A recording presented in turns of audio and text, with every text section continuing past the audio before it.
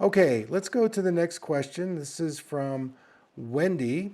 What does kidney problems, a little bit in the left one, have to do with some problems and damage in the right eye because of glaucoma? Wow, Wendy, this is a great question. Thank you so much. So, in the kidneys, I'm going to bring in Chinese medicine for a minute, traditional Chinese medicine, and there's a meridian, we call it the kidney-lung meridian. And the kidney-lung meridian affects our lymphatic system. And of course, our kidneys are also very involved in how well we're able to, filter out toxicities. And, a lot of times on an emotional level, when kidneys start affecting us negatively, it has to do with the emotion fear. And glaucoma also, people have shared with me the psycho-emotional connection of glaucoma is fear as well.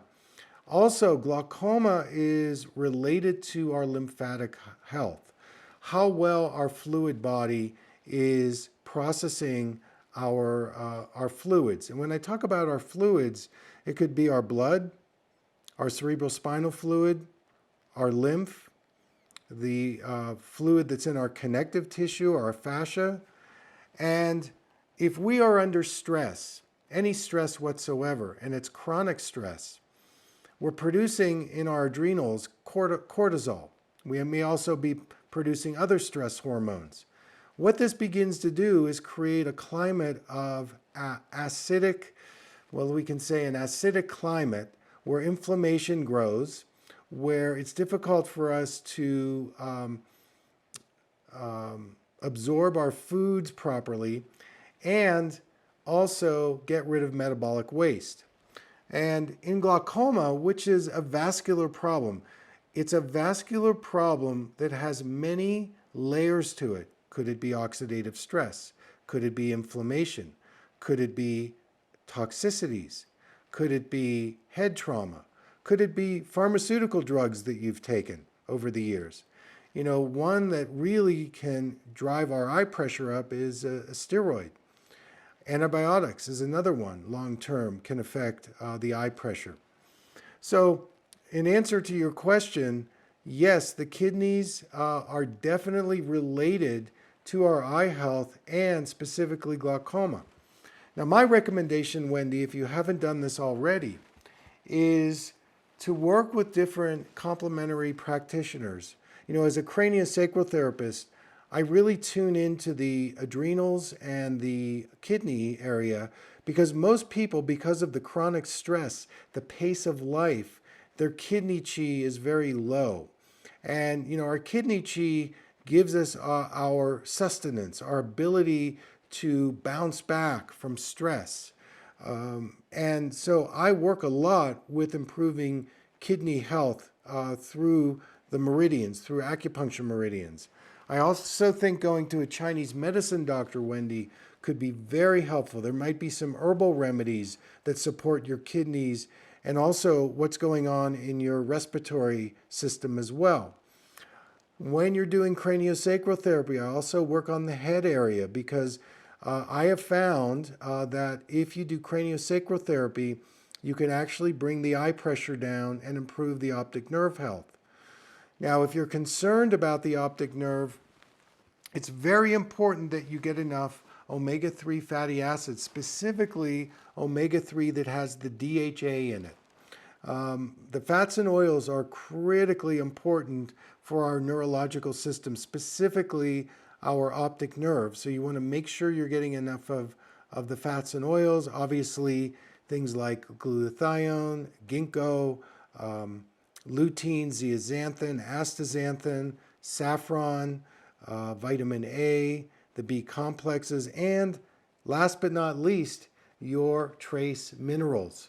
I did a video blog recently on magnesium and how most people are deficient in magnesium.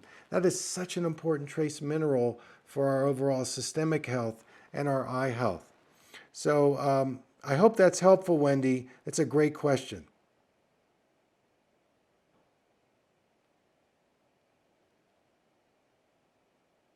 Okay, this next question is from Sharon. Hi, Sharon. Welcome tonight. And you're asking a question about farsightedness. You believe Systane eye drops make my eyes blurry.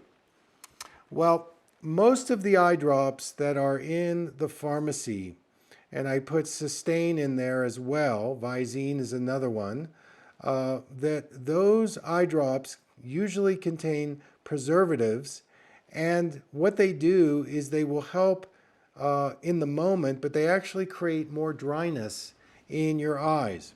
You know, I'm thinking about doing a video, and I have some video crew that I'm gonna take with me. We're gonna go to a pharmacy, and I'm gonna look into all the eye drops that are in the pharmacy.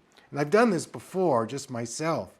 Everything from the contact lens solutions to the eye drops that are offered. And they're all are going to create more negative effects. And it dries your eyes out more, it reduces your circulation, and it can create blurry vision. So Sharon, first of all, I would discontinue from the Systane eye drops. I don't know if you're just taking them for the farsightedness. Farsightedness is a functional problem in an adaptation you've made in your world, and no eye drop in the world is going to help you. You're going to have to do eye exercises and work with different lens prescriptions, which I can go into in a moment. But I would steer clear of the eye drops that are sold in the pharmacy, and even what eye doctors are putting out. Things like Restasis is actually just it suppresses your immune system.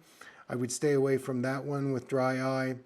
And you know, when you start using these eye drops, they actually reduce the ocular microbiome. And I've presented a couple of video blogs, written blogs, that our eyes actually have an ocular microbiome.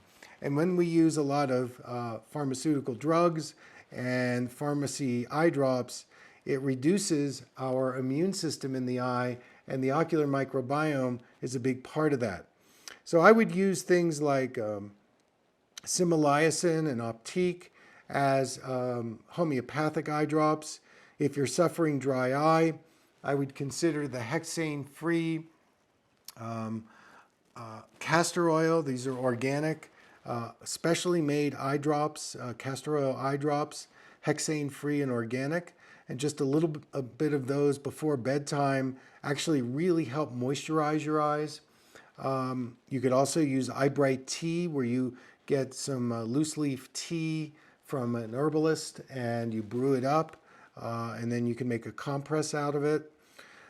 Now, in terms of the farsightedness, again, I don't know if you're wearing lenses, if you're wearing bifocals, but on my website, I have a program specifically for improving your vision if you're farsighted. So just to review, if you're farsighted, the adaptation your mind and brain have made is you're pushing the world away from you. And in nearsightedness, you're pulling the world in as an adaptation. And astigmatism, you're twisting the world. So in farsightedness, when you start wearing a magnification lens, it tells your eye muscles, go to sleep. You don't need to work anymore. This is why the more you wear those farsighted glasses, the more addicted you become to them. And any prescription you wear that's based on the 20/20 reading of the eye chart is invariably going to reduce and weaken your eyes. So some techniques you can do, number one is you can not wear your glasses, especially in non-threatening and non-demanding situations. Go without them. And some of my other eye exercises, I have one that's brilliant, where you use an opposite lens and you wear that, which actually does create more blurred vision, but you wear it for about a minute or so, and when you take it off, your eyesight snaps back into more clarity. So the technique actually stresses your eyes and brain more during the exercise by wearing this opposite prescription. It's a nearsighted prescription. But when you wear that over time, your farsightedness starts to reduce. And I have a lady right now, it's an amazing story. She's in her mid-40s, I believe, and she was a chiropractor. She retired, moved to Santa Fe. And when she came to see me, she was wearing a +7 for distance and a +9 for reading. Now that is a big prescription. That is a heck of a lot of magnification. And I said it was a progressive lens on top of that. And you know how I feel about progressive lenses. They really damage your eyes because you have to tunnel your vision through a tiny hole. So anyways, I remember at the first session, I said, you got to take those off. She says, I never take them off. I said, well, you've got to take them off. So she took them off and she went into this state of, oh my God, when I take my glasses off, I'm paralyzed. I'm not seeing, I'm not heard. She went back very early on in her life, very early, and she recognized that that was the first place where she started to push the world away. And of course, over time, she went to an eye doctor, and the eye doctors basically just validate the behaviors that we're doing. That's all they do. So when you get the prescription, it's basically a readout of the adaptive response you've made at that moment in time. Anyway, long story short, today, now this is after about 6 weeks, she is now wearing a +3 single vision for distance, and she's wearing a +4 for reading. So she's come down, well, you do the math, over 50%, and we've got her out of the progressive lenses, and she is flying high. She's just doing great, great, great, and she recognizes how the lenses have created a separation between her and the world, and a lot of emotional stuff is coming up, a lot of toxicity is coming out of her body, and she was a very, very successful chiropractor, but she never thought about the eyes in the equation. And I hear this all the time. So those of you out there, yoga teachers, chiropractors, naturopaths, functional medicine doctors, don't forget about the eyes. You're working on every other part of the body, but you're not bringing the eyes into the equation. And yet, 70 to 90% of what we learn in school comes through our eyes, comes through this portal. So it's a portal that we have forgotten about, or we think we can't change. Folks, you can definitely improve it. It doesn't take much to see improvement. So Sharon, long-winded answer. I hope that's been helpful.